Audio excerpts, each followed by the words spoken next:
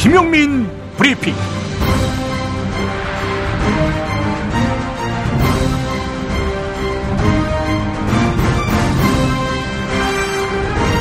(2017년 3월 30일) 목요일입니다.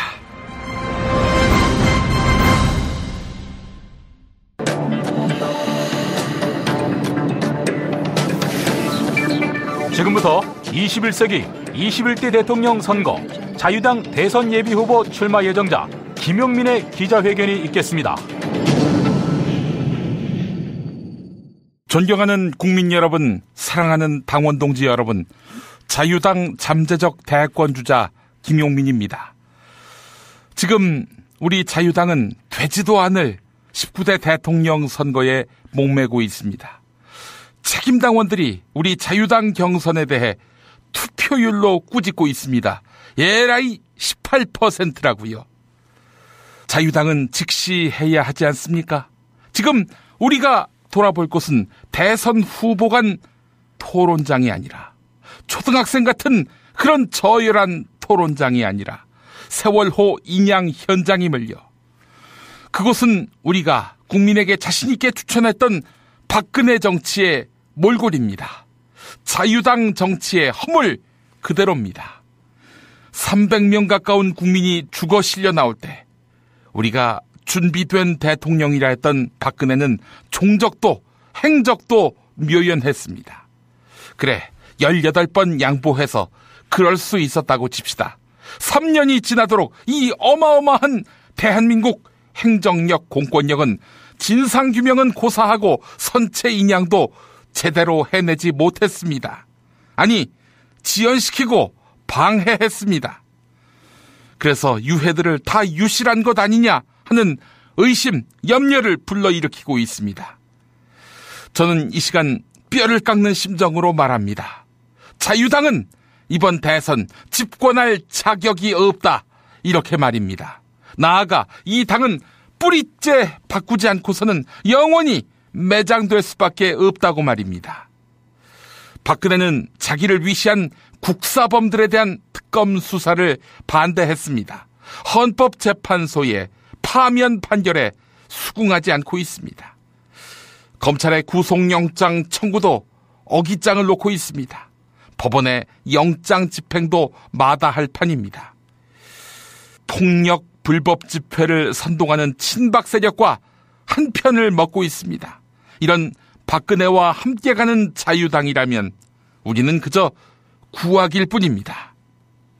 국기문란, 국민 기만, 역사 기망, 우리의 죄는 용서받을 수 없습니다. 자유당에서 이것들을 확실하게 솎아내지 않으면 안 됩니다. 구속수사, 야당 결심, 국민 앞에서의 석고대죄, 지금 자유당에게 요구되는 것들입니다. 우리 참혹한 모습으로 드러난 세월호의 모습을 우리의 실상으로 여기며 목포 신항에서 새 출발합시다. 그리고 국민에게 버림받은 역사를 뼈저리게 가슴속에 새기며 새 출발합시다. 그 모습은 초라하고 비루해도 허물을 벗은 발걸음은 한결 가벼울 것입니다. 김용민이 이 새 출발에 앞장서겠습니다. 자유당을 요물이 아닌 사람의 정당으로 다시 태어나게 하겠습니다. 그래서 사람 사는 세상의 꿈을 더불어민주당보다 앞서서 실현하겠습니다. 여러분, 마지막 기회입니다. 우리 모두 분골쇄신합시다. 김용민 예정자님, 그러면 우리는 이제 무엇을 해야 합니까? 광고를 들어야 합니다. 야, 너 홍어 판다 그랬지? 팔지. 근데 홍어가 진짜 그렇게 몸에 좋아? 아니, 끝내준다니까. 우리 엄마 관절염인데? 홍어. 나 숙취는? 홍어. 마누라 다이어트는? 홍어. 큰 이모 변비? 홍어. 작은 형 소화불량은? 홍어. 여동생 피부? 홍어. 큰 누나 주름? 홍어. 명절 때 선물은? 홍어라니까. 근데 비싸지? 별나 싸고 열나 맛있는 홍어가 있다니까. 어디? 알싸한 홍어. 네이버 검색창에 알싸한 홍어를 검색하시고 1599-6456.com 혹은 1599-6456 전화 주문도 가능합니다. 하나 더, 알싸한 홍어는 진공포장 택배 배송 판매하며 직접 개발한 특제 소스를 서비스로 드립니다. 충남 금산의 넓은 인삼밭, 정성농장을 일군 농부아버지 이정열 씨. 자연은 노력한 만큼 내어준다. 그 자연의 마음을 알기에 정성농장을 더불어 일구는 아들 이성규 씨도 아버지에게 배운 것처럼 정직하고 또 성실하게. 정성농장 홍삼은 인삼 재배부터 가공 판매까지 모두 책임지고 있습니다. 그래서 대한민국 1등 품질을 자부합니다. 검색창에 정성농장 홍삼을 검색해주세요. 정성농장 홍삼. 전화문의는 010-9754-6972.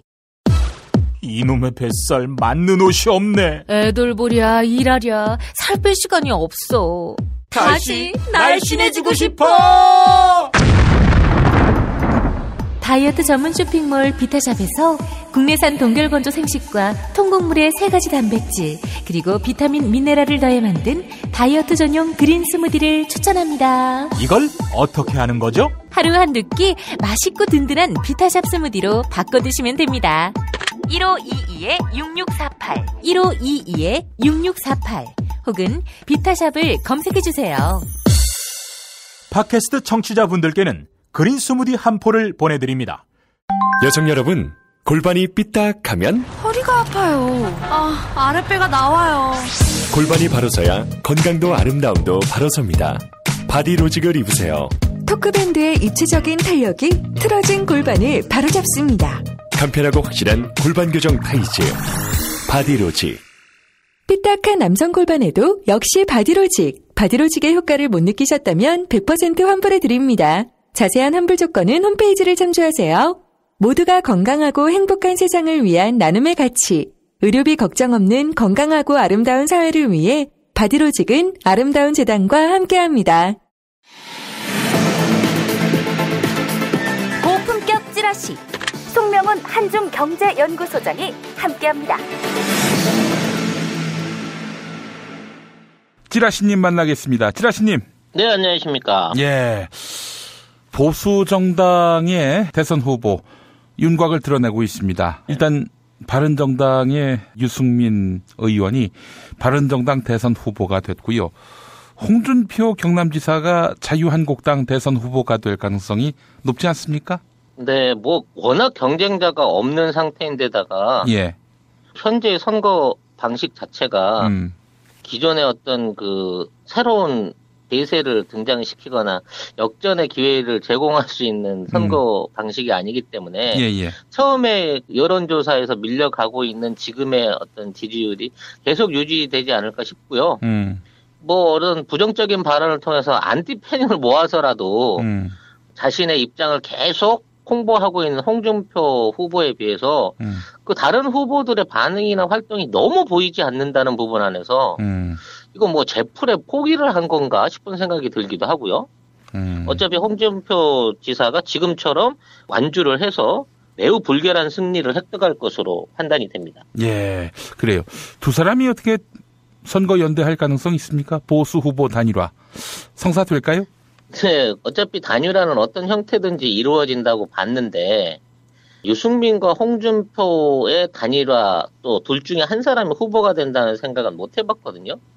아직도 뭐 제3의 인물이나 또 다른 데서 영입될 수 있는 후보가 아닌 입장에 이 두 사람이 갖고 있는 지지율을 다 합친다고 하더라도 15%가 될까 말까 한데 지금에 있는 단일화만으로는 부족하지 않나 싶은 생각이 들어요. 그러면 더 큰 판을 짤 수 있는 어떤 구도를 시도하지 않을까 싶은 생각이 듭니다. 예, 예컨대. 뭐 제3지대론이라든지 뭐 대보수론 뭐 이런 것들을 끌어들여서 결국은 뭐 앞으로 그 등장하게 될 김종인이라든지 이 안철수에게 손을 내밀게 될 거고요.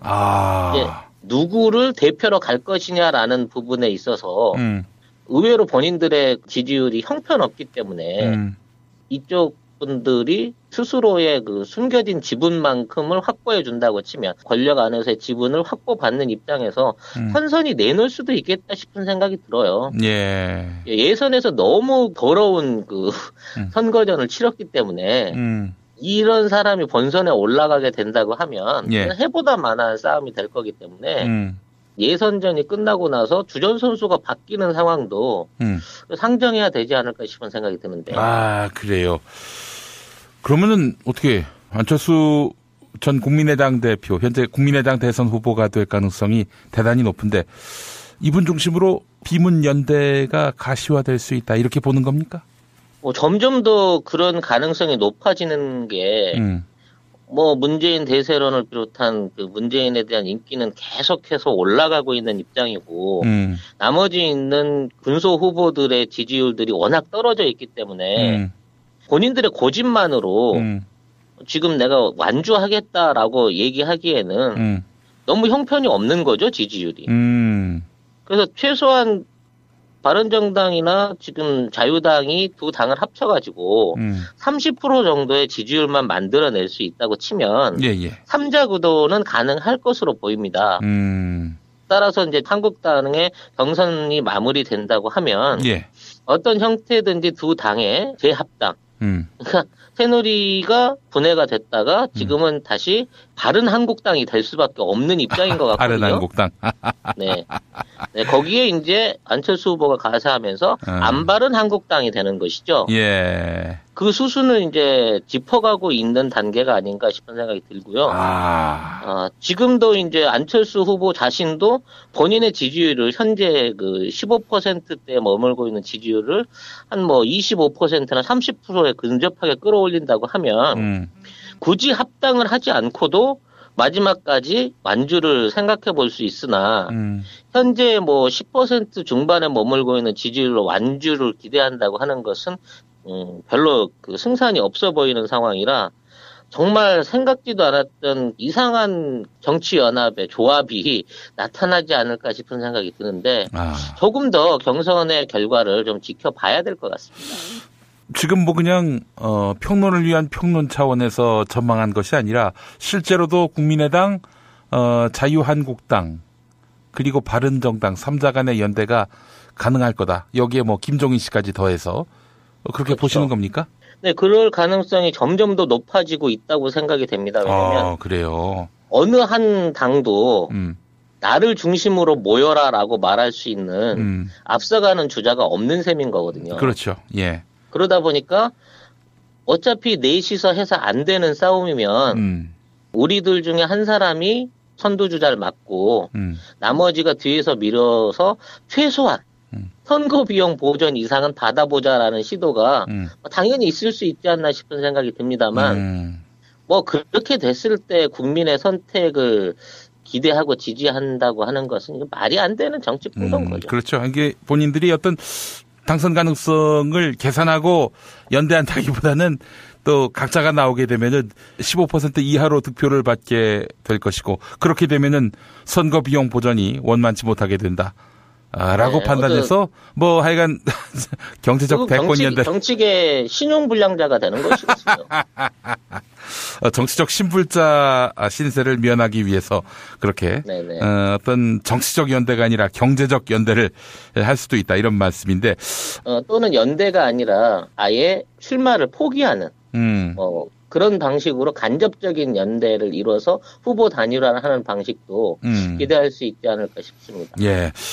오늘 그 한 조사 결과를 보니까 문재인 대 안철수 1대1 대결 구도에서는 오차범위 안에 접전인 것으로 나와서 국민의당이 잔뜩 고무돼 있더라고요. 사실 그 국민의당 경선이 실시되고 나서 그 후에 민주당 경선이 결과가 나오게 되는 과정에서 갑자기 언론의 태도가 싹 바뀌었어요. 그동안 다자구도를 염두에 둔 또는 여권의 후보를 염두에 둔 방송에서 완벽하게 1대1 구도를 지향하는 듯한 방송으로 전체적으로 이게 바뀌기 시작한 겁니다. 의외로 안희정에 의한 어떤 그 문재인의 견제가 실패했다고 판단이 되자마자 언론의 구도는 바로 안철수와 문재인의 1대1 구도가 가능하다는 쪽으로 먼저 치고 나간 거죠.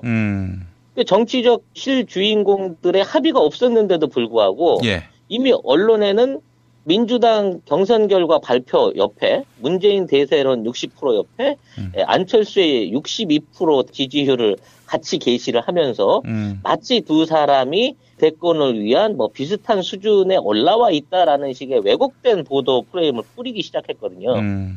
그렇다고 보면 언론에 이 정도 영향력을 미칠 수 있는, 또 언론이 그렇게 흘러간다는 방향 자체는 이제 정치가 보여주는 그 예상표대로, 예고편대로 흘러가고 있는 모습을 계속 보여줬기 때문에 예.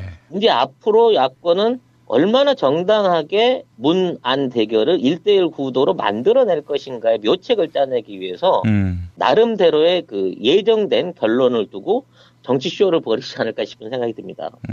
그렇게 되면 김 PD님이 저한테 이제 10만 원을 주셔야 되는 거죠. 네. 모든 게 이제 돈으로 귀결되는군요. 아니 500만 원 그 벌금 내신 거를 그렇게 그 과감하게 던지시는 그 호연지기를 보고 이거 잘못 들으면 제가 벌금 낸 걸로 알겠습니다. 예. 아니 벌금을 받으신 거 보상 이걸 뭐라 그러죠? 그 저기 MBN이 저한테 배상한 거죠. 예. 네, 아무튼 존경스럽습니다. 예. 아이고 그건 뭐 너무나 당연한 일이고, 아니 뭐 제가 박수 받기 위한 목적이 전혀 없었다라고 말할 수는 없겠지만, 근데 이제 그보다 더한 마음은 뭐냐면은 뭐 말로는 우리가 일본군 위안부 피해자 할머니들께 큰 빚을 지고 있다라고 하지만은 실제로 아무 액션이 없었단 말이죠. 그래서 뭐 참 부채감이 컸던 것이고요. 이분들이 사실은 이런 불의한 시대를 그냥 보고만 계신 게 아니라 고발하신 거 아닙니까? 우리가 후대로서 더 책임 있는 자세로 두 번 다시 이런 불행한 역사가 없도록 최선을 다하는 것이 그분들의 고난의 시대에 대한 우리의 그 마땅한 자세가 아닌가, 이런 생각이 들어서 했던 것이지 뭐 다른 큰 의미는 없었고요. 자, 여하간 뭐 그 얘기를 하려는 건 아니고, 그렇다면 말이죠. 뭐 결국에는 당선 목적보다는 어쨌든 그 대선 이후의 어떤 전국 주도권을 위해서라도 이 3자가 이렇게 각자 도생했다가는 망할 것이 100%니 어떻게든 연대의 틀을 가꾼다. 근데 만약에 이들이 대선 이후에도 이 연대의 끈을 놓지 않고 합당까지는 안 하더라도 정치 연합을 꾀한다면은 그야말로 야대가 되는 거 아닙니까? 뭐 이미 기존의 여소야대는 당연히 일어날 수밖에 없는 사안인데요. 예. 여기에 이제 변수가 있는 당원들이 지금의 국민의당에 소속돼 있는 호남의 의원들하고 그 다음에 바른정당에 들어가 있는 반밖의 의원들이 과연 지역구나 정치 세력 안에서의 어떤 홀대를 그대로 받아들이면서 그런 불공정한 통합에 참여를 할 것이냐, 뭐 이런 거죠. 그래서 만일 그렇게 했다고 하면 대선에서도 지고 총선에서의 국민 지지율도 깎아먹기 때문에 저는 그 대선 이후의 구도는 양당 체제가 아니라 다당 체제로, 그러니까 절대 과반수를 넘는 정당이 없이 소규모의 3개 또는 4개의 당들이 서로 연합해서 정치적인 협의를 통한 정권에 대한 협조 또는 정권에 대한 견제를 이어가는 방식으로 지금의 의회 정치가 좀 변화하지 않을까라는 생각을 해보고 있습니다. 예. 알겠습니다. 하여간 참 갈 길이 멉니다. 지금 저쪽 당에서 손잡는다 하더라도. 근데 지금 유승민 바른정당 의원은 지금 친박이 여전히 설치고 다니는데 어떻게 연대하느냐. 또 자유한국당에서는 바른정당과의 연대는 이거는 뭐 명분이 없다, 이렇게 보고 있고, 국민의당 안철수 대표 같은 경우에는 자강해야 한다, 스스로 강해져야 한다, 어디 딴 데 기웃거리지 말아야 한다, 이렇게 얘기하고 있단 말이죠. 선거 전 연대 불가능해 보이는데요. 어떻습니까? 결론은 이 경선전이 끝나고 나서 이제 각 정당 후보를 놓고 다시 국민 여론조사가 들어갈 겁니다. 그때 안철수 후보 진영의 지지표가 30% 정도에 근접할 수 있느냐 없느냐인 거죠. 만일 지지율이 어차피 문재인 후보가 50% 훌쩍 넘기고 나머지 3당에 있는 후보들이 10% 선에서 더 이상 발전될 수 있는 여력이 없다고 하면 그때는 통합해도 별 의미가 없을 겁니다. 왜냐하면 누가 대표 선수가 돼도 이길 수 없다는 게 자명해지니까요. 근데 지금처럼 안철수 후보가 이제 마지막 펌핑이 되고 있는 거죠. 문재인 대세론을 같이 거슬릴 수 있는 대항마로 안철수 후보가 펌핑이 되고 있는데 그런데도 불구하고 30% 선을 달성을 못하게 된다고 하면 또 나머지 당들의 전체적인 합이 40%에 미치지 못하게 된다고 하면 이거는 그 합당이 될 가능성이 없어질 수 있습니다. 그래서 지금 범여권 반문연대라고 아직 실체는 없는 그쪽 정치 세력 그룹이 40% 이상의 지지율을 합쳐서 얻어낼 수 있느냐 없느냐에 마지막 변수가 달려있다고 봐야 되겠죠. 말이 어렵습니다. 쉽게 얘기해 주세요. 문재인 후보의 지지율을 제외하고 그걸 50%로 상정해 놓고 나머지 후보들의 총 합의 지수가 40%를 넘지 않는다. 즉 부동층의 숫자가 20% 30% 정도 돼서 10% 20%는 모르겠다로 나오게 된다고 하면 합당이 이루어지지 못한다는 얘기가 된다. 해봐야 소용없으니까. 네네. 네, 알겠습니다. 그래서 앞으로는 안철수 후보에 대한 지지율 상승 추이가 어떻게 올라갈 것인지를 봐야 되는데요.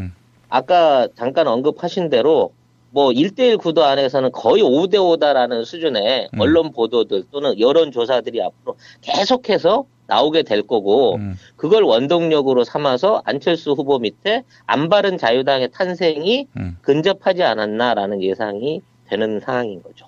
예. 최명길 의원이 탈당했습니다. 그토록 존경에 맞지 않는 김종인 전 대표하고 하여간 정치를 계속하겠다 이런 입장인데 네네. 이게 비문연대의 어떤 신호탄 아닌가. 또 최명길 의원이 박영선 의원과 가깝거든요. 그래서 뭐 박영선계라는 말이 있을 정도예요. 어떻게 최명길 의원의 탈당은 그냥 한 사람의 돌발 행동일 뿐입니까? 아니면 어떤 큰 정치적 함의가 있다고 보세요? 그냥 필연적인 선택일 뿐이고요. 최명길 의원이 의원되고 최고로 잘한 일이 아닌가 하는 칭찬을 해드리고 싶습니다. 왜요?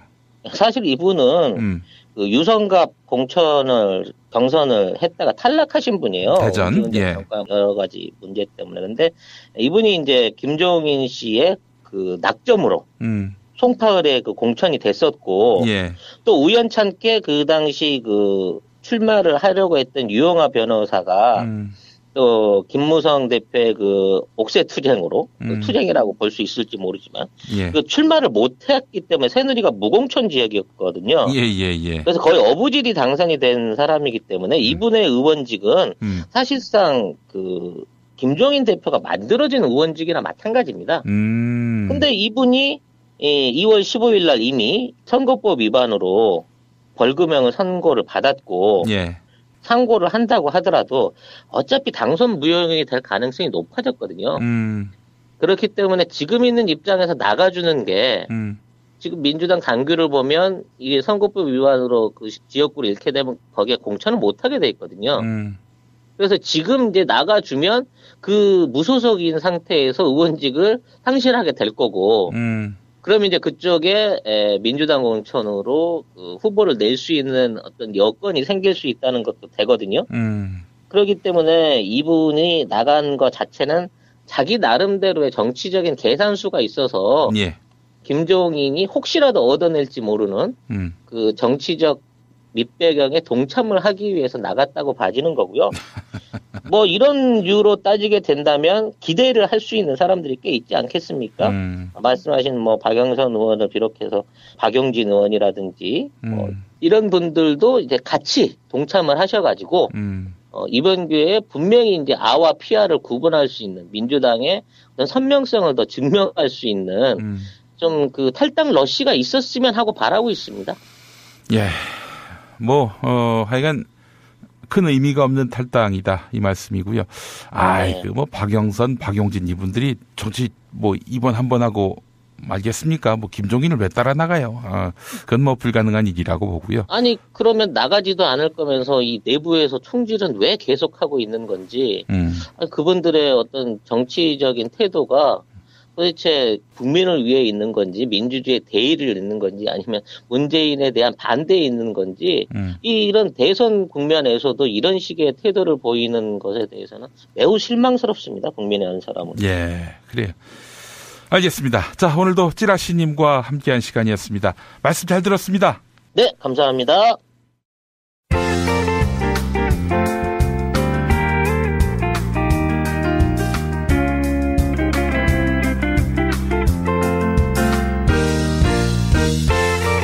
여러분 안녕하십니까? 지금부터 전국 16개 시도교육청과 무관한 2017학년도 뉴스 듣기 능력평가를 시작하겠습니다.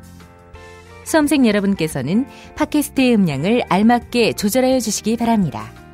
모든 문제는 한 번씩만 들려드리니 잘 듣고 지시에 따라 물음에 답하시기 바랍니다. 이제 시작하겠습니다. 오랫동안 사귀었던 정든 내 친구. 시발놈아, 응? 네가 내 친구야?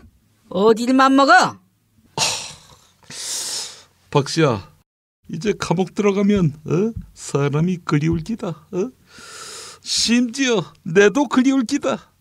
닥치라고. 하여간 내 책 제목으로 이 시츄에이션을 정리하지. 응? 절망은 나를 단련하고 희망은 나를 움직인다. 박씨야, 근데 구치소 안에서 순실이하고 마주치면 뭐라고 할기야? 뭐라고 하긴 차분한 목소리로 이 망할려나, 어? 뭘 잘했다고 이야려? 어? 이런 이야기가. 그러니까 그런 이야기를 순실이한테 한다고? 아니, 그런 이야기를 들을까봐 걱정이지. 어? 최 선생님이 나를 보시면 노발대발 하실 텐데 오죽 칠칠 맞았으면 파면당하고 감옥 왔냐고. 어? 그때는 최 선생님한테 싹싹 빌어야지 뭐. 너 이것 봐, 박씨. 당신은 최소한의 자존심도 없나? 당신을 대통령 시켜준 51% 국민의 자존심은 안 보이나? 오죽 못났으면은 그 허접한 인간한테 그 허접한 인간한테 휘둘린 못난이한테 맞으니까 어떠니? 존나 아프지? 박씨, 마지막 퀴즈가 될지 모를 텐데 BBK 의혹으로 8년 동안 수감됐다가 풀려난 김경준.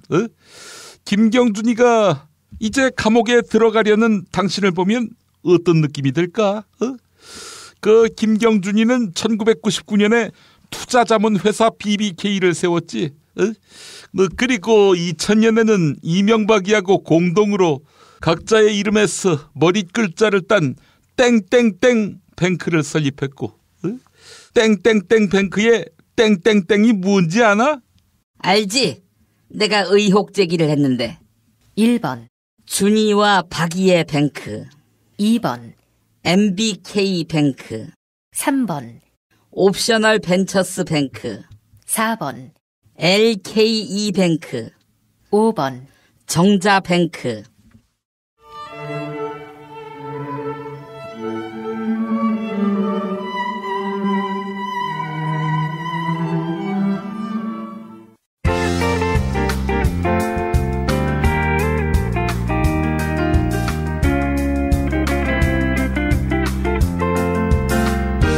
수고하셨습니다.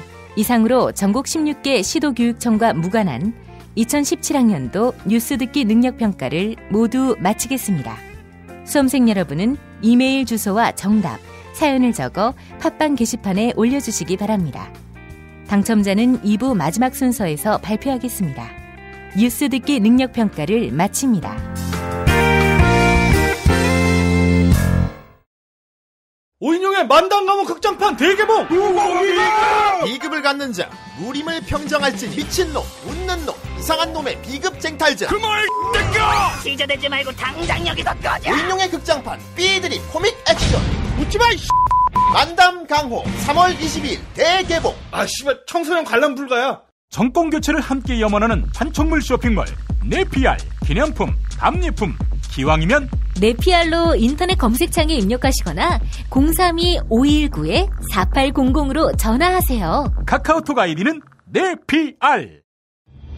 현대인의 몸에 있는 독, 어떻게 치유할까요? 아로니아라는 열매에 강력한 효과가 있습니다.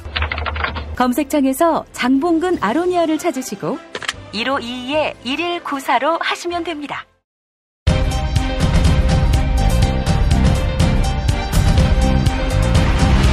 김용민 브리핑 스페셜 강력한 인터뷰. 우리나라에 없는 재외 선거권자들이 투표를 할 수 있는 재외 선거, 대통령 선거에 투표하기 위한 재외선거인 등록 신청이 현지 시각으로 오는 30일 마감됩니다. 오늘이겠죠. 그래서 LA 대선 참여연대 김미라 대변인을 연결했습니다.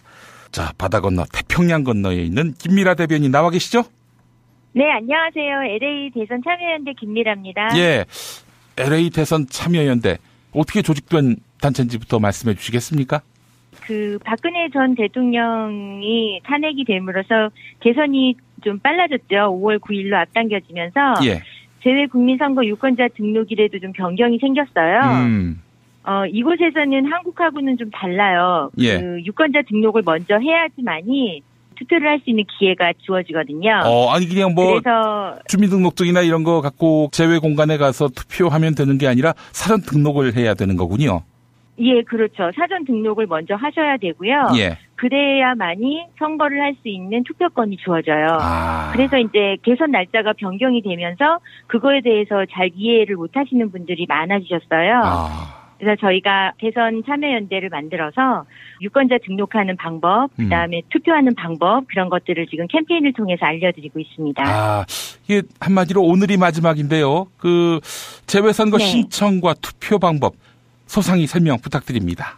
네, 일단은 여기 LA 날짜로는 3월 30일까지예요. 3월 30일까지고요. 그다음에 두 가지 방법이 있습니다. 영사관으로 직접 오셔서 신청하시는 방법이 있고요.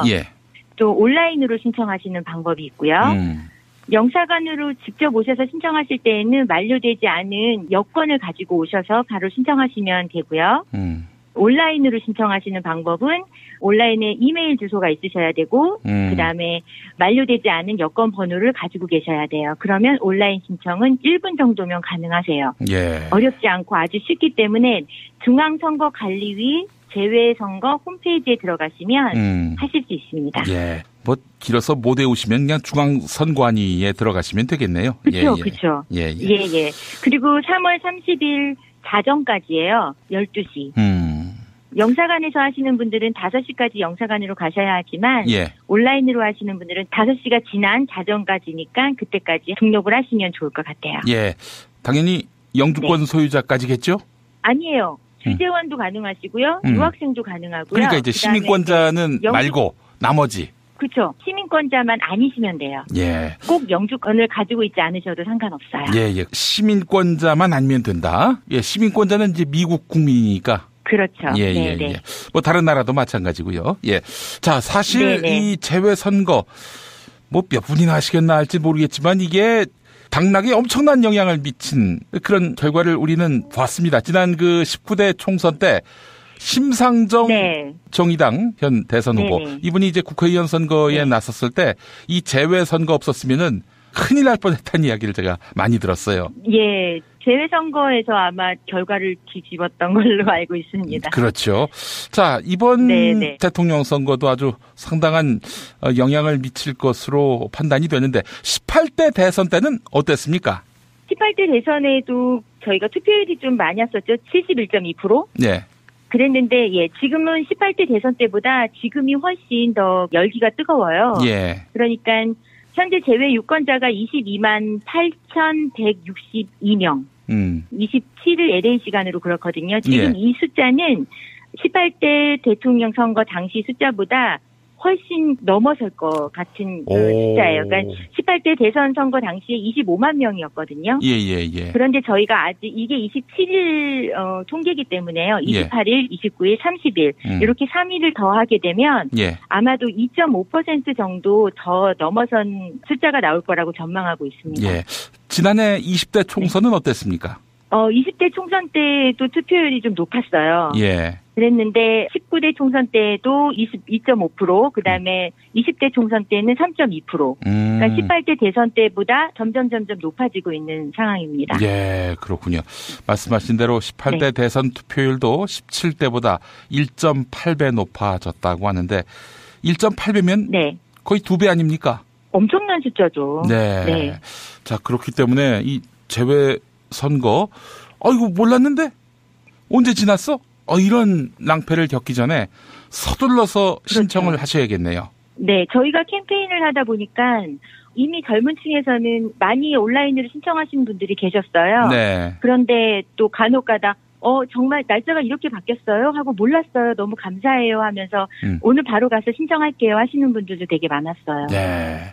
이번 대선 사실은 뭐 그 어느 유권자들보다도 재외선거 네. 유권자들 이분들이 더 여지를 낼 거라고 추정하는 이유는 아무래도 상황이니만큼 그렇지 않습니까? 네. 그 박근혜의 네. 그 파면 이 국면을 지켜본 우리 재외 선거권자분들 어떤 생각들을 갖고 계시던가요? 일단 뭐 여기에서도 저희가 촛불 집회를 계속 했었던 경험이 있고요. 예. 하지만 지금 저희가 활동하고 있는 LA 대선 참여연대 같은 경우에는 여야 그다음에 또 어떤 지지 후보를 떠나서 일단은 투표율을 높이고 그다음에 선거에 참여함으로써 한 사람 한 사람의 어떤 그 자기의 의무와 권리를 다하자는 의미에서 촛불 집회도 계속 있었지만 지금은 여야와 지지 후보를 떠나서 일단은 투표율에 집중하고 있습니다. 예, LA 대선 참여연대 대변인이시다 보니 사실은 이제 어떤 네. 시국에 대한 견해 이런 것들을 밝히시기가 조금 주저되는 네. 면이 있으시군요. 알겠습니다. 그 네. 말씀의 어떤 진정성을. 네, 하지만 그 정치 성향이나 아니면은 그런 것들은 약간 변동이 좀 있는 편이에요. 예. 네. 알겠습니다. 변동이 있다 하면 네. 뭐 박근혜 전 대통령이 불쌍하다. 연민의 정이 느껴진다. 이런 건 아닐 테고요. 제 추정에는. 네, 뭐 예. 젊은 층들이나 중년층 중에서 관심이 없으셨던 분이나 혹은 뭐 중도층에 계셨던 분들이 어떤 세월호나 최순실 국정농단 사태를 접하면서 조금은 진보적인 성향을 띠시는 분들이 많아졌어요. 예. 네. 뭐 그런 경향이 있다는 걸 말씀하시는 거니까 우리 김일하 대변인이 뭐 본인의 어떤 정치적 의사를 피력하신 건 아니라고 전 생각을 하고 있습니다. 자, 이제 걱정은 말이죠. 지금 뭐 나라 안에서도 부정개표 가능성을 우려하는 분들이 많아지고 있는데 지금 사실 재외선거에서 투표를 한 것이 국내에 와서 개표되는 거 아닙니까? 그렇죠. 예. 네. 어떻습니까? 외교행랑으로 넘어온다는 얘기도 있는데 그 외교행랑을 이용해서 최순실이 뭐 물건 보냈다는 얘기도 있어서 이 믿을 만한 외교행랑인지 싶기도 하고요. 어떻게 지금 이 부분도 한번 짚어보실 필요가 있지 않을까요? 네, 저희도 18대 대선 때도 그랬고요. 뭐 20대 총선, 19대 총선 때도 저희가 한 표 한 표 투표한 것들이 가서 제대로 이루어지느냐 개표가 그거에 대해서 많은 관심들을 가지고 있었어요. 그런데 지금 저희가 여기에서 할 수 있는 거는 사실 별로 없어요. 그러니까 샌디에고나 오렌지 카운티에서 투표를 하시면 그것이 전부 다 LA 총영사관으로 오게 되거든요. 그럼 거기에서 뭐 자물쇠로 채우고 스티커로 붙이고 각 정당 대표 참관인들 입회하에서 그렇게 이루어져서 한국으로 보내지는데요. 아니 근데 한국으로 옮겨오는 과정도 참관하는 건 아니잖아요. 네, 일단 여기서 출발하는 것까지 저희가 보는 걸로 알고 있고요. 그러니까 이렇게 소중한 한 표가 부정 개표가 아닌 진짜 정당한 한 표로 행사되기를 저희는 진심으로 바라고 여기서 투표를 하는데요. 이번에는 잘 될 거라고 기대해 봅니다. 아니 네. 제가 좀 한 가지 뭐 조언 아닌 조언을 드리자면은 LA 대선 참여연대도 그렇고요. 뭐 각 정당 지지자들이 있을 거 아닙니까? 대리인들 그분들이 함께 그 비행기에 탑승하고 인천공항까지 잘 가는지 이송하는 과정에서 감시하실 수는 없는 건지 도저히 못 믿겠어요. 저는 사실. 지금 말씀하신 그 부분을 한번 제가 영사관층에 여쭤보고 그것이 가능한 것인지 또한 한번 여쭤보고 대선책을 마련해 보도록 하겠습니다. 예, 저 서울의 막말 김용민이가 한마디 했다고 꼭 전해주세요. 뭐라고 했냐면은 너희들을 어떻게 믿니? 이렇게 꼭 한마디 해주시면 감사하겠습니다. 예, 제가 딱 적어놨다 말씀드리겠습니다. 아니, 사실 지난 18대 대선 당시에 일각에서는 투표 과정에 차량을 동원할 것이다. 이게 뭐 동네 곳곳마다 이제 투표소가 있는 건 아닙니까?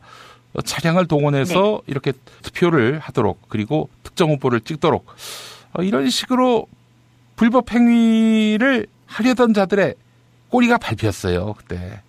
그래서 이번 조기 대선 과정에서도 그런 비슷한 불법적 행위를 하지 않을까 염려하는 분들이 있는데요. 어떻게 포착된 게 있습니까? 아직은 여기 LA에서는 포착된 게 없고요. 예. 그날 이제 저희가 투표 날짜가 6일입니다. 4월 25일 화요일부터 예. 4월 30일 일요일까지 6일 동안 투표를 하거든요. 예. LA 대선 참여연대가 6일 동안 투표하는 과정을 안에 들어가서 볼 수는 없지만 바깥에서 지켜볼 예정이에요. 혹시 그런 것들이 포착이 되면 저희가 바로 조치를 취하려고 합니다. 예.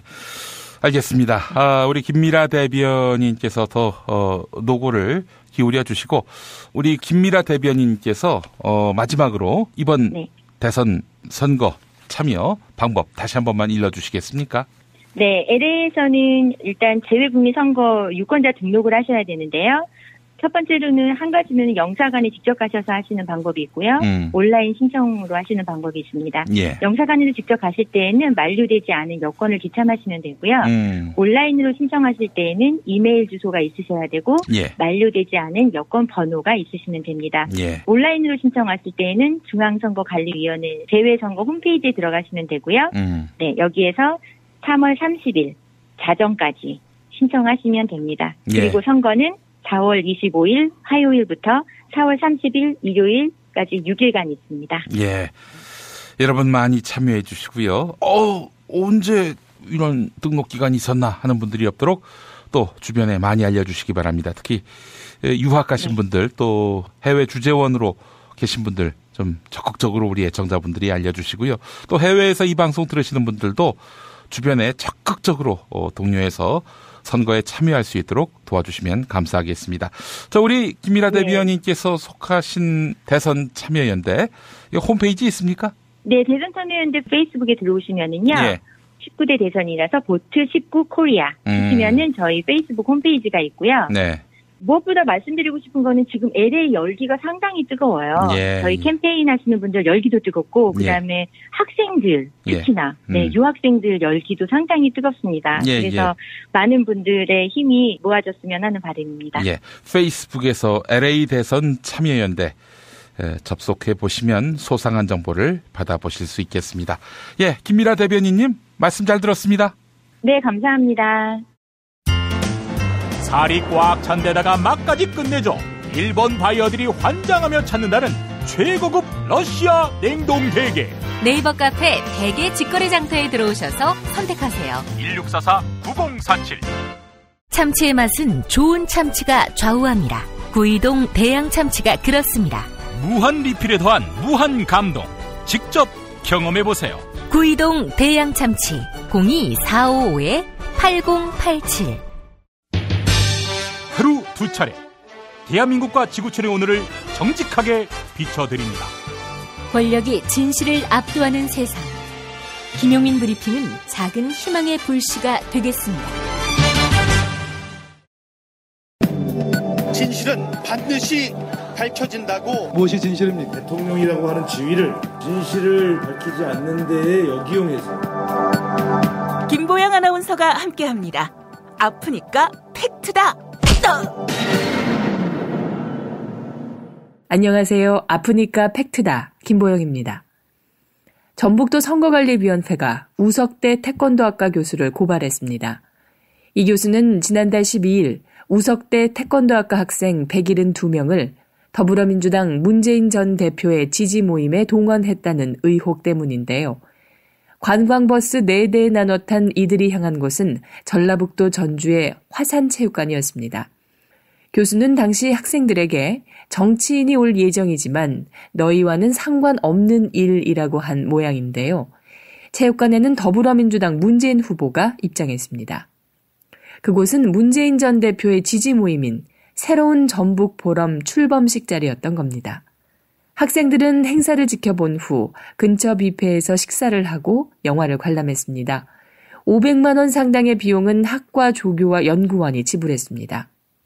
이에 전북선거관리위원회는 교수와 연구원 그리고 조교 등 4명을 제3자 기부행위로 고발했습니다. KBS와 인터뷰한 김호현 전북선관위 홍보계장입니다.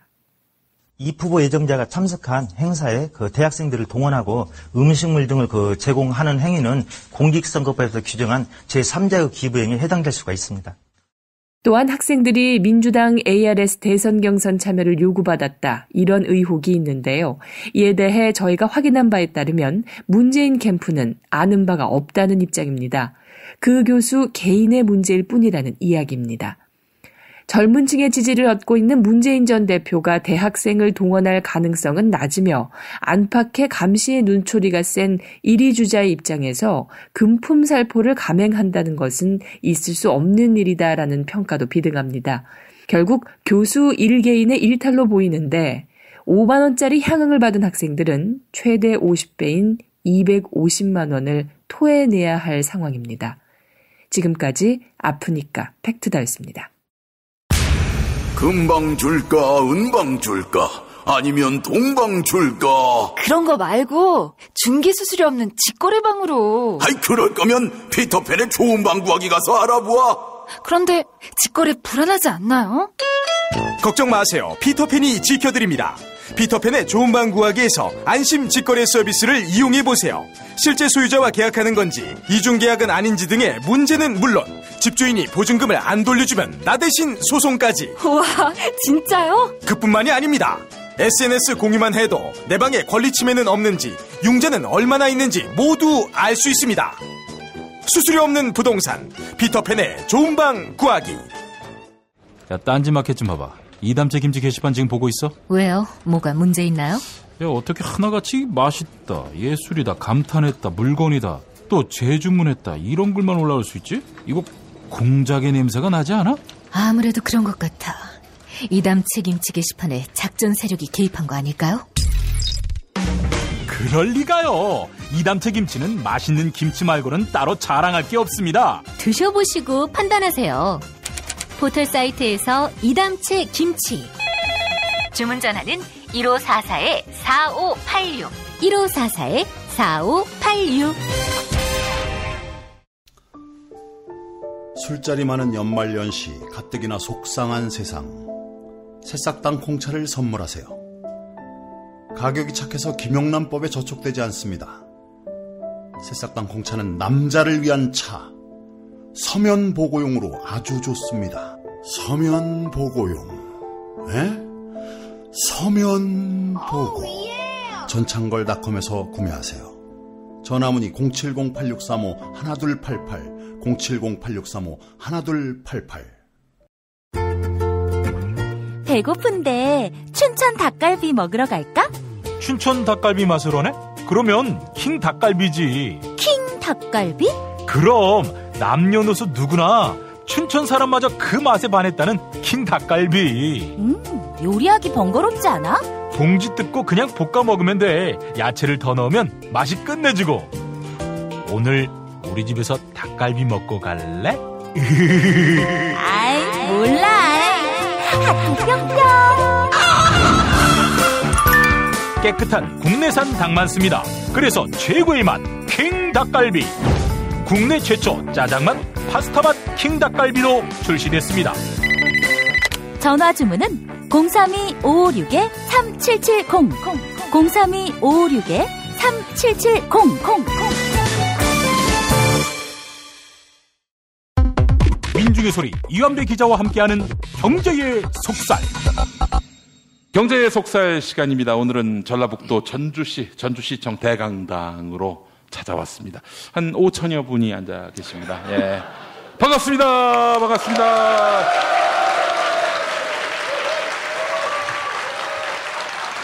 자, 오늘 이제 본론으로 들어가겠습니다. 우리 이완배 기자님 모시고 오늘 제목은 어떻게? 경쟁사회를 넘어서는 연대의 가치. 네, 그런 이야기를 드리도록 하겠습니다. 아, 기대가 됩니다. 자, 그러면 이제 이야기 보따리를 풀어주시죠. 여담 같은 거 하나 좀 하고 시작을 해도 괜찮으시겠습니까? 네. 제가 1997년에 기자 생활을 동아일보에서 처음 시작을 했습니다. 근데 입사하자마자 수습 기자 생활을 할 때는 그 하루에 잠을 2시간도 채 못 자는 수습 기간이라는 걸 거칩니다. 어떻게 하냐면 마지막 보고가 새벽 2시에 있고요. 첫 보고가 새벽 5시에 있습니다. 그러니까 마지막 보고를 끝내고 새벽 5시 첫 보고를 하기 위해서는 경찰서 4군데와 병원 2군데를 돌아다녀야 돼요. 그러니까 아무리 빨리 돌아다녀도 최소한 새벽 4시에는 일어나야 됩니다. 그런데 새벽 2시에 마지막 보고를 하면 잠을 잘 수 있는 시간이 아무리 길어도 2시간인 거죠. 근데 2시에 보고가 끝나느냐? 안 끝납니다. 이 보고를 하면 야근을 하는 일진 선배는 1명인데 보고를 하는 기자는 7명이에요. 네. 전화를 하면 빨리 받아주면 행복한 겁니다. 그래서 일진 선배가 받으면 어디야? 그러면 예 선배 저 마포의 이완배입니다. 그러면 보고해봐. 뭐 은평경찰서에서 자살 사건이 하나 있었습니다. 자살? 왜 죽었는데? 뭐 이런 일로 죽었습니다. 뭘로 죽었는데? 노끈으로 목을 매서 죽었습니다. 노끈 색깔은? 노끈 색깔 같은 거 잘 취재 안 하거든요, 보통. 네. 잘 모르겠습니다. 하면 쌍욕이 튀어나오는 겁니다. 기자의 기본이 안 돼 있는 새끼. 사람이 죽었는데 노끈 색깔 정도는 기본적으로 확인을 해야지. 이 새끼 빨리 확인해. 그럼 이제 끊죠. 형사계로 다시 뛰어갑니다. 형님 저기 노끈 색깔이 어떻게 되죠? 그러면 노란색. 네 알겠습니다 하고 다시 딱 뛰어나옵니다. 근데 거짓말하면 안 됩니까? 노란색이라고. 그걸 이제 당연히 거짓말을 해도 됩니다. 그다음에 와서 다시 전화를 하면 전화가 안 받아요. 제 동기 6명이 일제히 지금 보고를 하고 있는 겁니다. 하염없이 계속 샌드 버튼을 누릅니다. 전화가 되면 기적적으로 되면 선배 확인됐습니다. 뭐지? 지가 물어본 게 뭔지도 몰라요. 뭔데? 뭘 확인했지? 그러면 노끈 색깔 확인하라고 하셨지 않습니까? 그래. 노끈 색깔 뭔데? 노란색이랍니다. 노끈 길이 확인 잘 안 하잖아요. 네. 확인 못했습니다. 개새끼. 기본이 안 돼 있는 새끼. 쌍욕을 5만 욕을 다 먹습니다. 다시 끊고 가서 형사계로 뛰어갑니다. 형님 저기 노끈 길이는요? 그러니까 이 답답한 사람아 그냥 아무거나 불러. 1.8m라고 그래. 1.8m라고 네 일진도 몰라. 그제서야 알았습니다. 제가 아무거나 불러도 된다는 사실을. 그게 그 후배들을 공포에 질리기 위해서 만드는 스킬 같은 겁니다. 언제나 신문 기자들에게는 공포에 질려야 된다는 그 무언가가 있습니다. 그러니까 시경캡이라고 하죠. 그러니까 팀장이라고 불리는 분이 전화를 하면 이게 제가 관운에서 한번 드렸던 말씀인데 팀장의 전화번호가 뜨죠. 정말 긴장됩니다. 제일 높은 분이에요. 제가 모시는 팀장 중에. 이분이 돌격 앞으로 하면 돌격 앞으로 해야 되는 겁니다. 불구덩이라도요. 떨리는 마음으로 전화를 딱 받아서 예, 캡, 저 이완배입니다. 그러면 분노가 느껴집니다. 이 전화기 넘어서요. 그러니까 숨의 헐떡거림이 느껴져요. 진짜 분노가 느껴집니다. 그러더니 이 개새끼야 첫 마디가요. 예, 캡. 너 이완배지 개새끼야. 예, 캡 저 이완배입니다. 미안하다. 전화 잘못 걸었다. 저한테 거신 전화가 아닌데 일단 쌍욕을 하시고 그제서야 이제 제가 이완배입니다 하니까 그제서야 전화를 잘못 거셨다는 사실을 알고 이제 분노를 가라앉히신 거죠. 이게 왜 이러냐면은요. 경찰 기자한테는 그 공포에 질리지 않으면 할 수 없는 일이 있기 때문입니다. 예를 들면 제가 이 예를 자주 드는데 저는 98년도 화성 시랜드 참사 현장을 취재를 했었습니다. 시랜드. 네. 어린이들 많이. 예, 3세에서 5세 유아들이 캠핑을 갔다가 수십 명이 화재로 불타 죽은 사건이었죠. 어머님들이 뻘밭에서 대굴대굴 구르십니다. 진짜로요. 안 그렇겠습니까? 그런데 기자인 저는 제일 먼저 가서 뭘 물어봐야 되냐면 어머님 저 이번에 돌아가신 자제분 한자 이름 좀 알려주십시오. 이걸 저는 물어봐야 됩니다. 그 당시 동아일보가 새로 쓰기를 하고 있었거든요. 모든 이름에는 한자를 병기하는 게 원칙이었습니다. 상식적으로 이걸 물어볼 수 있겠습니까? 인간이라면요. 안 되잖아요. 그런데 해야 됩니다. 네. 그렇기 때문에 이 할 용기가 어디서 생기느냐? 이성에서 생기는 게 아니고 이걸 못하면 난 캡한테 죽는다. 이런 공포심부터 출발을 하는 겁니다. 저는 담벼락에서 귀대고 듣는 것, 담 넘는 것 이런 것도 많이 해봤습니다. 취재를 위해서? 네. 실제로 제가 도봉라인에 있었을 때 서울지검 북부지청의 모 중앙일간지 기자는 태연히 검사방에 들어가서 자료를 훔쳐서 나오다가 검사한테 적발된 적도 있습니다. 그래서 결국은 기소가 됐어요, 그 기자가. 원래는 이제 이렇게 부딪히면 검사랑 부딪히면 아우 죄송해요 검사님, 형님 오랜만에 봐주세요 이러고서 나와야 되는데 이분이 그 주니어 시절에서 몰라서 아니 수사 자료를 왜 가져가냐고 그랬더니 우리 캡이 시켜서 가져가는데 뭐 이래버린 겁니다. 예. 그래가지고 검사가 열받아서 기소를 한 일도 있죠. 제가 그래서 선배가 됐을 때 물어봤습니다. 저도 그렇게 당하다가 선배가 됐지 않겠습니까? 그래서 선배들한테 도대체 이 일을 왜 해야 될까요? 예, 저는 후배들한테 못하겠는데요. 저는 97년 입사자였고 98년 IMF 때문에 후배들을 못 받았고 99년에 2년 만에 너무나 받고 싶었던 후배를 받았던 겁니다. 전 너무 잘해주고 싶었어요. 그런데 오도가 이런 식으로 내려옵니다. 일주일 내에 한 명을 울리고 한 달 내에 한 명을 퇴사시키지 못하면 니네들은 죽는다. 뭐 이런 오도가 떨어집니다. 그만큼 혹독하게 하라는 거죠. 그래서 제가 친하게 지내던 선배들한테 왜 이렇게 가혹하게 해야 되느냐를 여쭤본 적이 있어요. 그랬더니 그 선배가 그렇게 이야기를 해줬습니다. 영어를 써서 죄송합니다. 그립감이 필요하다. 이 그립이 꽉 쥔다는 뜻이거든요. 조직이 돌아가기 위해서는 꽉 쥔 것 같은 긴장감이 필요하다는 거죠. 실제로 제가 그 2월에 저희 명절 때 서울에서 했던 강연회 때 소개를 한번 드렸던 경영학 이론인데요. 매기 이펙트라는 경영학 이론이 있습니다. 이게 어떤 거냐면 북유럽 지역에는 정어리들이 되게 식감이 좋고 맛있다고 해요. 그런데 핵심은 이 정어리들을 육지까지 살아서 보내는 겁니다. 그러니까 육지에서 산채로 요리를 하면 되게 고급 재료가 돼요. 근데 안타깝게도 정어리들은 수조에 넣으면 빨리 죽어버린다는 겁니다. 그러니까 옮기는 동안 살리는 것이 핵심 요령인 거죠. 아무도 못하는데 덴마크의 한 어부가 이걸 해냈다는 거예요. 항상 이 어부의 수조에는 정어리들이 살아서 왔다는 겁니다. 사람들이 물어봤겠죠. 어떻게 정어리들을 살려오냐고요. 안 가르쳐줬대요. 그러더니 죽기 직전에 비밀을 알려줬다는 겁니다. 어떻게 했느냐. 정어리의 천적이 메기라고 합니다. 예. 그 수조 안에 메기를 한 마리 딱 집어넣는 겁니다. 그러면 정어리들이 메기한테 안 잡아먹히기 위해서 살기 위해서 막 도망을 다닌다는 겁니다. 파닥파닥거린다는 거죠. 그래서 열심히 긴장감 있게 도망치다 보면 안 죽고 살아있다는 거예요. 수조 안에서도요. 그래서 이것이 알려진 다음에 경영학자들이 이 이야기를 듣고 매기 이펙트라는 경영학 이론을 만들어냅니다. 어떤 조직이든지 좋은 성과를 나타내기 위해서는 긴장감이 필요하다는 겁니다. 제가 경찰 기자 때 느꼈었던 거죠. 이걸 못하면 나는 죽어. 네. 이럴 정도의 절박한 긴장감이 있어야 그 조직이 더 발전하고 조직이 더 큰 성과를 낸다는 겁니다. 어떠십니까? 동의가 되십니까? 네. 아유, 예전에 이건희 씨가 이걸 어디 한번 인용한 적이 있었던 것 같더라고요. 제가 그 기억은 잘 없는데 어쨌든 대부분 우리나라의 그 경영자들은 이 이론을 차용하죠. 조직 내에서 노동자들은 끊임없이 긴장해야 되고 실제로 인사평가를 할 때도 인사 이론 중엔 이런 게 있죠. 목표를 적어내라고 할 때는 그 노동자가 달성을 절대로 못할 뒷발꿈치를 딱 들었을 때 손을 들면 정확하게 한 요 정도까지 못 닿을 정도의 목표를 설정하라고 합니다. 그래서 닿으려고 애를 써도 안 닿을 만큼 목표를 설정하라고 팀장들이 가이드를 해주면 노동자들이 6개월 내내 1년 내내 그걸 닿겠다고 바등바등거리면서 살게 한다는 겁니다. 언제나 모든 경영 조직 이론은 이겁니다. 긴장감을 불러넣어라. 파닥거려라. 그래야지 더 나은 성과를 낸다. 이런 거죠. 인사를 다시 드려도 되겠습니까? 반갑습니다.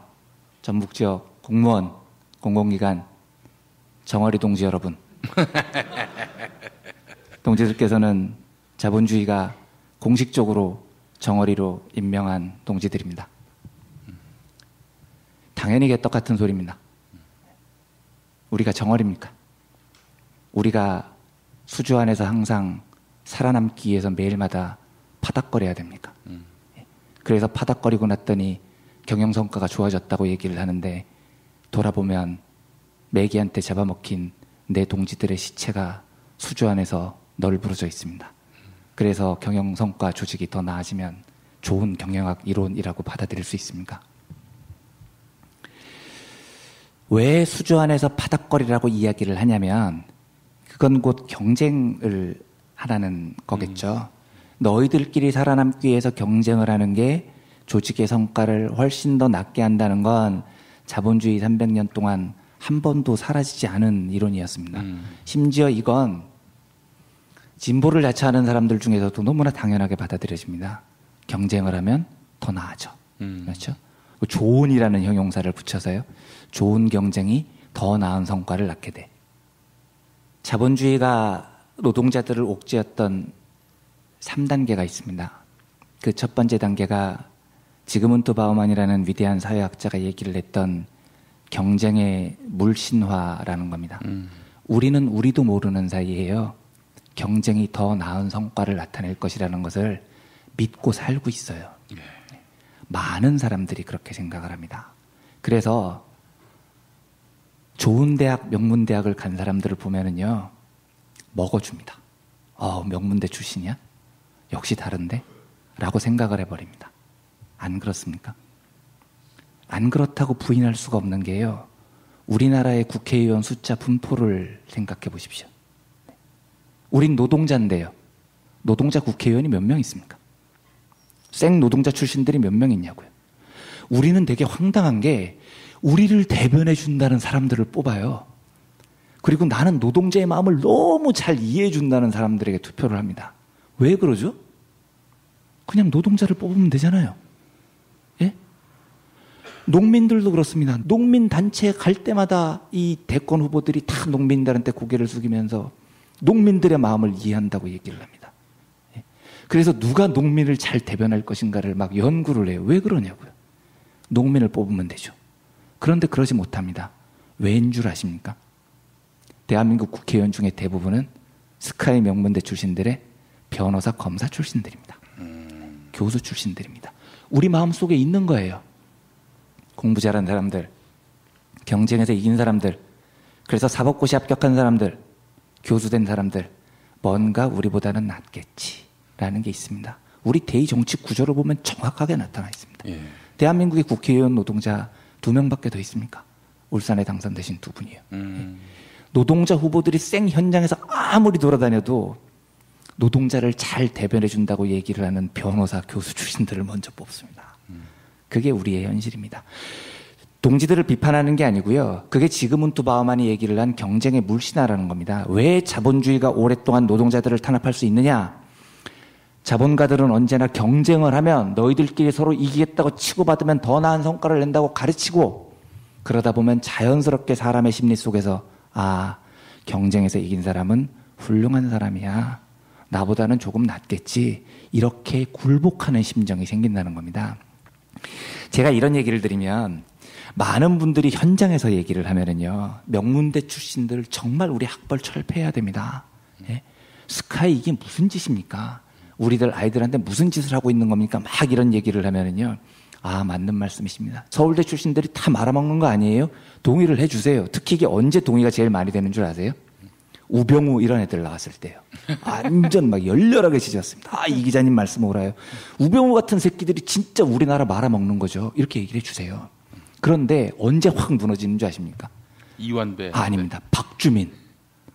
박주민 의원이 탁 나타나면 사람들이 그래요. 역시 그래도 사람이 배워야 됩니다. 배운 게 있으니까 저렇게 훌륭하게 헌신하시지 않는. 둘 다 서울법대예요. 둘 다 서울법대. 예. 그런데요, 박주민이 훌륭한 건 서울법대를 나와서가 아닙니다. 네. 박주민이 훌륭해서죠. 그렇지 않습니까? 그런데 서울대 나온 사람들 중에 훌륭한 사람들이 나오면 민중들이 우러러봐요. 역시 저 사람들은 뭔가 달라. 예. 물론 우병우 같은 사람이 나오면 다르게 생각하겠지만요. 김기춘도 있고. 그렇죠. 김기춘 나오면은 제가 학벌 철폐하자고 그럴 때 동의가 많이 됩니다. 네. 차라리 그래서 그 박주민 의원이 고졸이었으면 얼마나 좋았을까 하는 생각을 할 때가 많아요. 제가 박주민 의원을 진짜 좋아하거든요. 예. 낙수효과라는 이야기 들어보셨죠? 부자들을 잘 살게 하면 밑으로 떡고물이 떨어져서 민중들도 잘 살게 된다요. 제가 이건 영어로도 압니다. 트리클 다운 이펙트. 트리클 다운 이펙트요? 네. 근본적으로 출발이 어떻게 되나요? 잘 사는 사람들이 위에 있다는 그림입니다. 얘네들을 잘 살게 하면 아래로 물이 떨어지는 거죠. 그렇죠? 그 반대의 말을 분수 효과라고 합니다. 예. 그러니까 아래쪽을 잘 살게 해주면 위 기업들까지도 이게 올라간다는 그 분수 효과라고 하는데, 이것도 전제가 있습니다. 잘 사는 놈들은 위에 있어요. 그림에서 항상. 어떤 그림을 봐도요. 그리고 우리 같은 개돼지들은 언제나 밑에 있는 겁니다. 선입견이 있는 겁니다. 항상 우리 속에서요. 개천에서 용난다. 네. 그래서 많은 대권 후보들이 이렇게 얘기를 해줘. 개천에서 용나는 사회를 만들겠습니다. 저는 말도 안 되는 소리라고 생각합니다. 더 이상 개천에서 용이 나지 않아요. 지금 사회는요. 정당한 경쟁이 안 된다는 거 아닙니까? 옛날만 해도 개천에서 공부만 뼈 빠지게 해서 명문대 들어가면 출세길이 열렸는데 요즘은 개천에서 용이 안 나요. 왜냐하면 서울대 가는 건 다 강남 출신들이 차지하고 있습니다. 정유라 같은 애들이 편법으로 이대 들어갑니다. 이 사회가 잘못된 거 아닙니까? 그래서 개천에서 용이 나는 사회를 만들겠습니다. 그러면 제가 억장이 무너집니다. 이 사회를 경험해 본 다음에 그래서 고작 다시 돌아가자는 곳이 개천에서 용이 나는 사회를 만드는 겁니까? 그래서 누군가가 개천에서 미꾸라지들 중에 경쟁해서 이겨서 용이 됐다고 칩시다. 나머지 개천은요? 어떻게 할 건데요? 나머지 개천에 남아있는 미꾸라지들은요? 어떻게 할 겁니까? 그냥 경쟁해서 졌으니까 개천에서 살아요?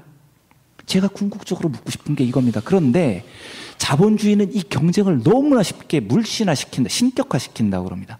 그러니까 우리들 마음속에서 개천에서 누군가가 용이 났을 때 내가 경쟁해서 졌으니까 우리는 개천에서 살아야지 뭐. 용이 안 나서 문제지 누군가가 경쟁해서 이겨서 용나게 해주면 그 시대를 찬양해야지. 그리고 용난 사람을 존경해야지. 국회의원은 노동자가 아니라 변호사 출신으로 뽑아야지. 이게 지금 우리 사회를 유지하고 있는 겁니다. 자본주의가 경쟁을 물신화시키면 민중들은 경쟁에서 승리한 사람들을 찬양을 하게 됩니다. 이게 1단계입니다. 2단계는 소스타인 베블런이라는 유명한 경제학자가 한 얘기입니다. 가난의 고착화, 복종화라는 겁니다. 역사상 가장 위대했던 좌파 경제학자였던 마르크스가 크게 착각을 했었던 것 중에 하나가 이겁니다. 자본주의는 끊임없이 민중들을 가난한 곳으로 내몰 텐데 그렇게 되면 가난한 민중들은 당연히 망치를 들고 저 자본가 계급을 박살낼 것이다. 사회주의 혁명이 일어날 것이다. 마르크스는 그렇게 예언을 했죠. 그래서 역사의 필연은 자본주의 다음에 사회주의가 올 것이라고 예언자처럼 얘기를 했습니다. 근데 잘 안 됐죠. 이유가 뭡니까? 여기에 대한 소스타인 베블렌의 대답은 이겁니다.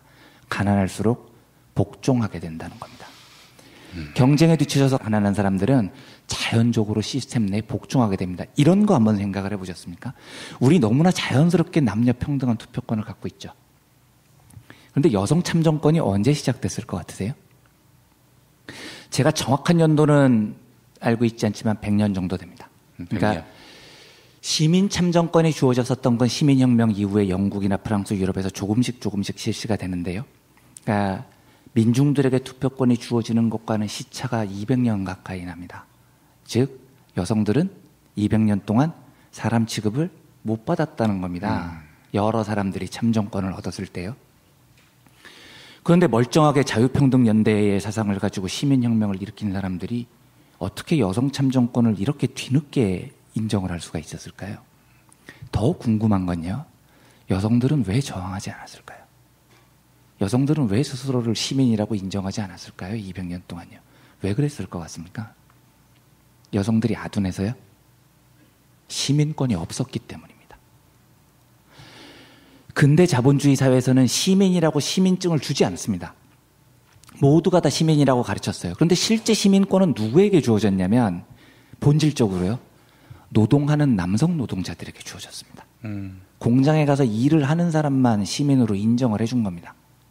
여성 노동자들은 하루에 14시간, 15시간씩 가해지는 그 참혹한 노동을 못 견딜 거라고 보고 남성 노동자들을 집중적으로 채용한 다음에 니네들만 시민이야. 이런 사고방식을 가졌었던 겁니다. 이 가혹한 노동을 못 받아들이는 여자들은 시민이라고 인정해 줄 수 없어. 이렇게 해서 경제권 자체가 완벽하게 남성들에게 종속이 됐습니다. 그러면 경제권이 없다고 해서 여성들로 태어났다고 해서 사람이 아니냐고요. 1인 1표의 권리가 없냐고요. 당연히 투쟁을 해야 되는데 200년 동안 여성들은 그걸 받아들입니다. 왜냐? 가난할수록 복종하는 것 외에는 방법이 없습니다. 남편이 갖다 주는 돈을 받는 것밖에는 남편이 벌이를 해주는 그 식량을 받아먹는 것 외에는 굶주림에서 벗어날 길이 없어요. 그래서 대들지 못합니다. 우리 70년대 생각을 해보십시오. 우리 부모님들 얼마나 가부장적이었습니까? 아버지가 식탁에 앉기 전까지는 아무도 안 앉았죠. 그 한 세대 앞에서는 여자가 어딜 감히 겸상하냐는 얘기가 있었습니다. 너무 부당하죠. 겸상이 뭐라고 밥값이 먹는 건데. 예? 또 어디다 대고 여자가 왜 그랬을까요? 그 왜 저항을 안 했을까요? 경제권이 남자이기 때문입니다. 그리고 거기에 복종하는 게 살아남는 가장 유일한 방법이기 때문입니다. 한 사회에서 경쟁의 패자가 돼서 경제적으로 뒤쪽에 몰리면은요, 저항할 것 같습니까? 아닙니다. 복종합니다. 그래야 한 끼니라도 먹고 살 길이 생기기 때문입니다. 이게 바로 경쟁의 물신의 단계 다음에 복종화 단계입니다. 시민들은 정신적으로 피폐화되고 스스로의 자존감이 낮아진 상태에서 그저 하루하루 복종하고 사는데 익숙해져 버리는 겁니다. 쉽게 말씀드리면 제가 오늘 그 방송 녹음할 때도 김용민 PD님께 그런 말씀을 드렸지만 아주 잔인하게 얘기하면 자본주의 상태에서 피지배자들, 경쟁에서 패배한 사람들은 노예입니다. 노예. 예. 복종하지 않으면 살아남을 수 없는 시스템이 돼버려 있는 거죠. 여러분 안녕하세요. 민중의 소리 아나운서 정혜림입니다. 이 어묵한 여왕님 치아에서 다들 잘 견디고 계시죠? 오늘도 종편의 주옥 같은 헛소리에 혼이 정상인 듯 정상 아닌 비정상 같은 여왕님의 우주 타령에 고구마 100개쯤 한꺼번에 삼킨 듯 답답한 마음에 죄 없는 가슴팍만 두들겨대고 계세요. 이젠 시원한 사이다 같은 민중의 소리와 함께하세요. 잘 키운 진보 언론 열종편 안 부럽습니다. 한 달 10,000원 소액 CMS 후원으로 민중의 소리에 큰 힘이 되어주세요. 1661-0451 1661-0451 전화 기다릴게요.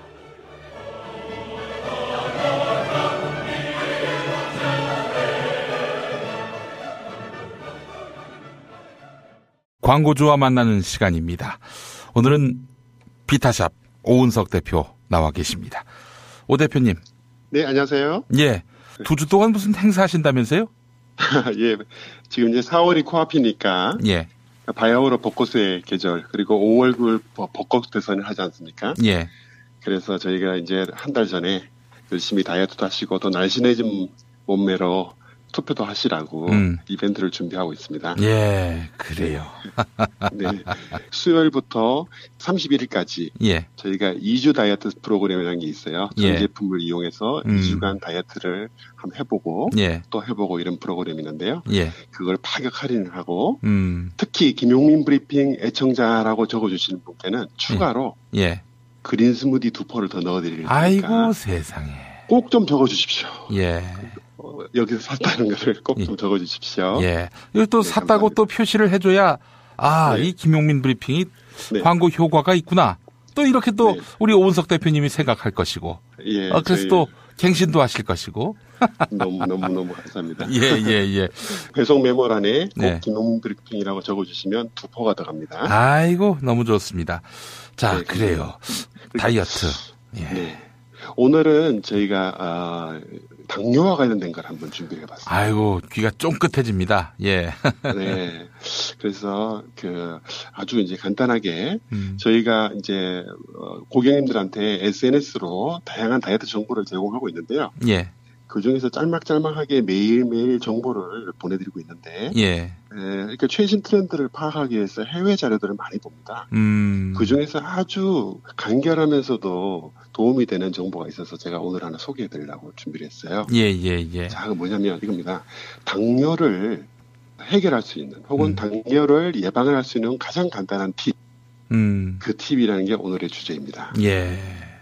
답부터 말씀을 드리자면, 예. 식사 후에 바로 걷는 것이랍니다. 그러면 언제 식사 후에 걷는 것이냐? 예. 특히 저녁 식사 직후에 걷는 것이 가장 효과적이라고 하고, 예.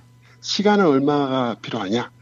15분만 딱 빠른 속도로 걸어도 혈당 수치를 막는 데 상당히 도움이 된다고 합니다. 아, 그래요? 네. 그래서 뭐 복잡하게 여러 가지, 물론 운동도 많이 해야 되고 뭐 있겠죠, 그죠? 여러 가지 미션들이 있겠지만 그 복잡한 거 다 버리시고 저녁 식사 후에 그냥 누워 있지 말고 15분만 걷자. 요즘 또 날씨도 좋잖아요. 예, 그렇게 하면 당뇨도 예방이 될 수가 있고 내친 김에 좀 더 열심히 걸어서 한 30분 정도 걷다 뛰다도 해버리시면 살도 빠지고 얼마나 좋겠습니까?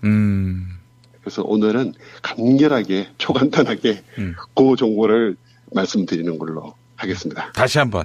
저녁 식사 후 15분간 빠른 속도로 걷는 것만으로도 혈당 수치의 상승을 막을 수 있다.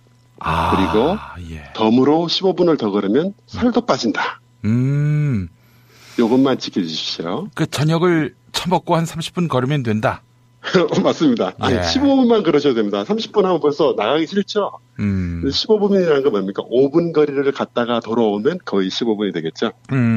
그렇죠. 5분 거리에 집에 뭐가 있나, 슈퍼가 있나, 어디 있나 생각하시고, 거기만 후닥닥 갔다 온다고 생각하시고, 5분에서 7분 거리를 딱 갔다 오시면, 그것만으로도 당뇨가 예방이 된다. 그리고 내친김에 15분 거리를 갔다가 오면 30분 거리지 않겠습니까? 그러면 살도 빠진다. 이렇게만 기억을 해주시고요. 15분 거리에 있는 분식점에 가서 뭐 처먹고 돌아오면 말짱 도루묵이죠. 그렇죠. 그 분식집으로 빵집이나 분식집으로 가시면 안 되겠죠? 알겠습니다. 그렇죠? 네, 그렇게 하지 마시고. 그리고 특히 우리 김영민 PD님 제가 직접 뵙지는 못했지만 살집이 좀 있으신데 중년이면 당뇨와 함께 옵니다. 그렇죠. 그러므로 우리 PD님 더 길게 좋은 소식을 전하기 위해서 이런 운동을 아주 간결한 운동이지만 한번 해주십사 부탁을 드리겠습니다. 애청자로서. 알겠습니다. 오은석 대표님 비타샵. 다이어트 도움을 주는 그린 스무디를 만드는 비타샵. 전화번호 한번 일러주시겠습니까? 저희 비타샵의 전화번호는 1522-6648. 66 사이즈가 48kg가 될 때까지. 아이고 세상에. 그런 뜻이었군요. 1522-6648입니다. 그리고 비타샵을 검색해 주십시오. 주문하실 땐 김용민 브리핑에서 샀다고 해주시고. 알겠습니다. 오 대표님 고맙습니다. 감사합니다. 건강하십시오. 안녕하세요. 내가 중고차를 사고 파는 조광래 중고차 1800-9538 고맙습니다. 살다 보면 꽃 주문할 일이 생깁니다. 1566-0263 네이버에서 검색된 사이트보다 최대 2만원 싸게 해드립니다. 좋은 사람과 플라워 1566-0263 잊지 마세요.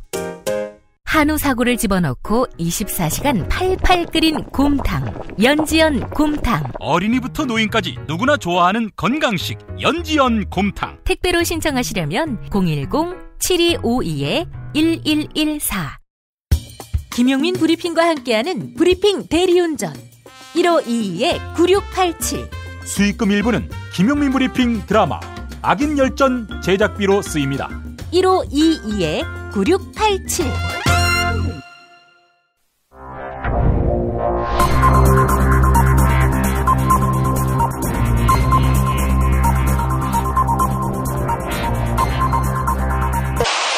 단기국 논평.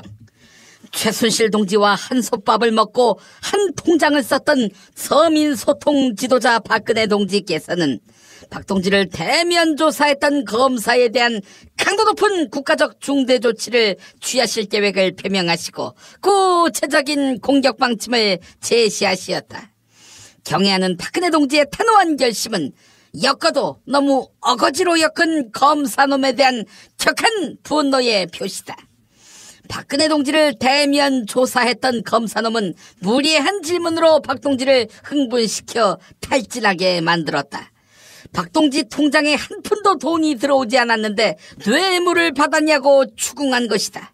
이것은 박 동지가 은행 업무를 한 번도 본 적이 없다는 것을 파악한 검사놈이 박근혜 동지를 통장 정리도 못하는 칠푼이로 무시한 것으로서 박 동지를 참을 수 없이 모독하고 우롱하고 천추의 한이 될 망동의 다름 아니며 처절한 대가를 자초할 악수 중에 최악수의 다름 아니다. 또한 검사놈은 박근혜 동지의 조사실 옆방에 응급용 침대를 준비했었다. 박 동지가 애용하는 의료시술용 침대가 아닌 응급 침대를 준비한 것은 탈진한 후에도 제대로 쉬지 못하게 해 박 동지의 노화 현상을 촉진시키려는 수작으로서 박근혜 동지에 대한 체질적인 거부감과 적개심을 노골적으로 드러내는 추호도 용납 못할 포악무도한 도발 행위에 다름 아니다. 이제라도 그 검사놈은 박근혜 동지를 찾아와 참회의 눈물을 흘리며 아버지로부터 물려받은 7억 원을 신고하지 않았다가 금수저 논란에 휩싸인 유승민 꼴만은 나지 않게 해달라고 이 말을 땅에 찍고 반성해야 할 것이다. 만약 거절할 시에는 박동지의 치솟는 분노와 정천동지의 탄압의 불벼락을 피할 수 없게 될 것이다.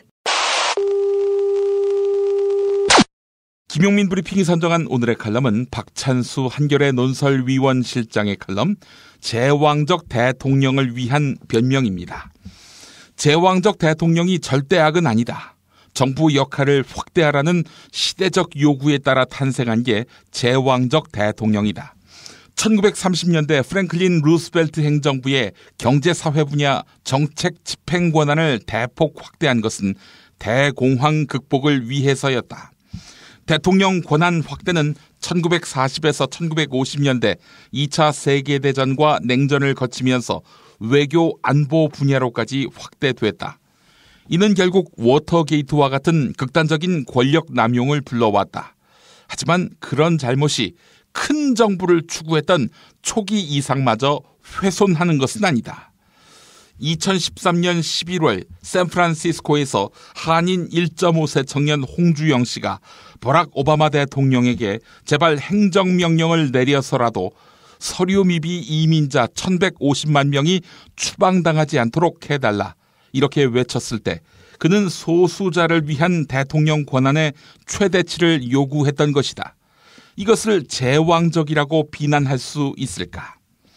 제도든 형식이든 바꿀 게 있다면 과감하게 바꿔야 한다. 하지만 그 전에 역대 대통령의 실패 원인이 무엇인지는 냉정하게 살펴야 한다. 박근혜 몰락의 교훈은 크게 세 가지다. 첫째, 국회를 설득하고 협력할 것. 둘째, 인사는 정부 조직에 의존할 것. 셋째, 정책 결정 과정에 다양한 집단을 참여시킬 것 등이다. 사실 이건 굳이 제도나 시스템을 바꾸지 않아도 현행 헌법 아래서 충분히 할 수 있다. 중요한 건 대통령의 의지다. 그런 의지를 가진 대통령을 뽑는 일이다. 그렇습니다. 제도의 문제가 아니라 사람의 문제였다는 것이죠. 김용민 브리핑 1부 마칩니다.